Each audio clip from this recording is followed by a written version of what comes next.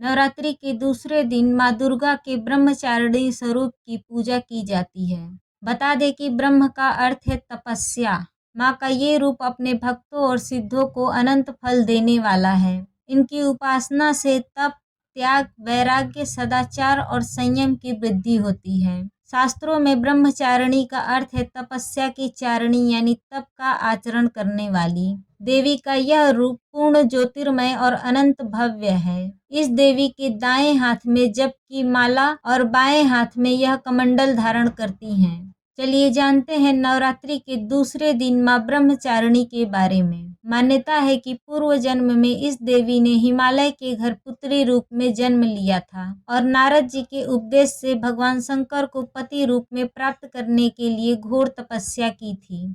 इस कठिन तपस्या के कारण इन्हें तपचारिणी अर्थात ब्रह्मचारिणी नाम से अभिहित किया गया। 1000 वर्ष तक इन्होंने केवल फल फूल खाकर बिताए और 100 वर्षों तक केवल जमीन पर रहकर शाक पर निर्वाह किया। कुछ दिनों तक कठिन उपवास रखे और खुले आकाश के नीचे वर्षा और धूप के घोर कष्ट सहे। 3000 वर्षों तक टूटे हुए बेलपत्र खाए और भगवान शंकर की आराधना करती रही। इसके बाद तो उन्होंने सूखे बेलपत्र खाना भी छोड़ दिए। कई हजार वर्षों तक निर्जल और निराहार रहकर तपस्या करती रहीं। पत्तों को खाना छोड़ देने के कारण इनका नाम अपर्णा भी पड़ा। कठिन तपस्या के कारण देवी का शरीर एकदम क्षीण हो गया। देवता, ऋषि, सिद्धगण, मुनि सभी ने ब्रह्मचारिणी की तपस्या को अभूतपूर्व पूर्ण कृत्य बताया, सराहना की और कहा कि हे देवी, आज तक किसी ने इस तरह की कठोर तपस्या नहीं की। यह तुम्ही से संभव थी।